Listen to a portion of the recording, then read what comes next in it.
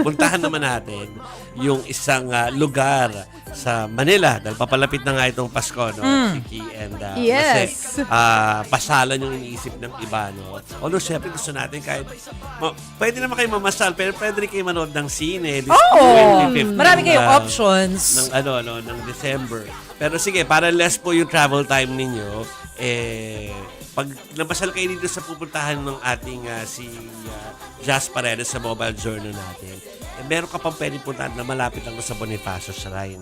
So pwede kang mamasal, hindi lang sa isang lugar, kundi tuhugin mo na yung nasa mga lugar na yun. Andun ka na eh. Sayang. Sige. Oo. So puntahan natin itong report ni Jazz Paredes. Mga kapatid, naghahanap ba kayo ng mapapasyalan ngayong Pasko pero hindi na kailangang lumayo sa Maynila? Punta na dito sa Bonifacio Shrine. Sa entrada pa lang ng Kartilya ng Katipunan o mas kilala bilang Bonifacio Shrine, bubungad na agad ang dancing fountain na ito.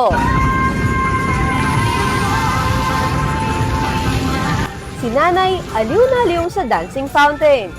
Bibisita lang kami. Anak at saka apo. Masaya po. Doon na-enjoy ko. Maganda na ngayon ang Maynila. At saka marami ng, lalo na yung Esplanade. At saka itong aming, barangay, City Hall. Next stop, ang giant Christmas tree na perfect para sa inyong holiday pictures.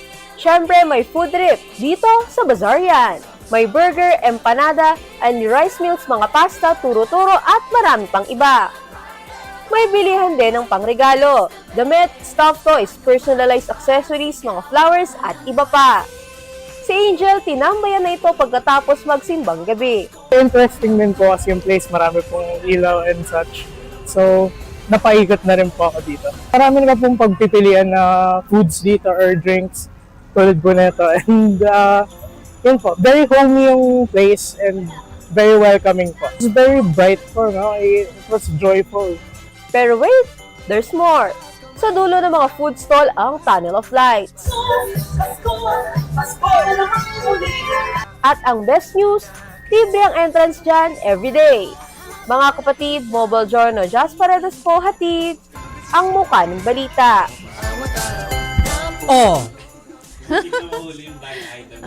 Bigla tayo magkaka-blind item. Pero sige, mas ituhog mo na yan. Dahil meron din silang pwede puntahan from Bonifacio Shrine. Pwede mag-Cavite. Pwede mga kapatid. Lalo na 2 days na lang. Pasko na. So kung gusto nyo pong ma-experience, papasayo ko nga po ng ganyan music eh. Kung gusto nyo ma-experience ang Christmas tour around the world, huwag nyo pong palampasin ang tinaguriang happiest place sa Cavite. Alamin natin yan sa report ni Mobile Journal, Francis Rivera.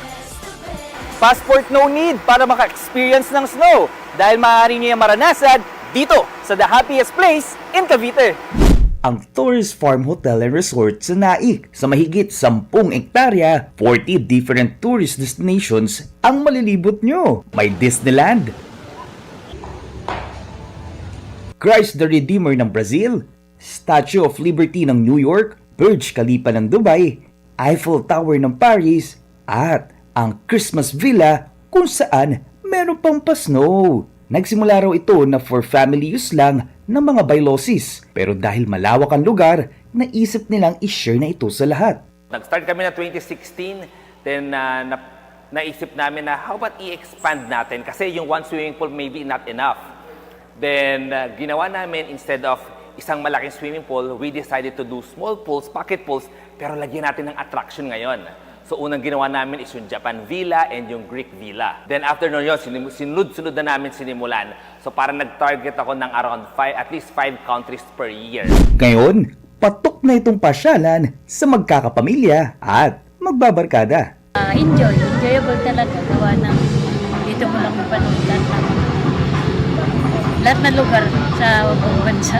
Sa 260 pesos na entrance fee, may around the world tour na ng isang araw na meron pang performances at fireworks sa gabi. We have this 12 days of Christmas.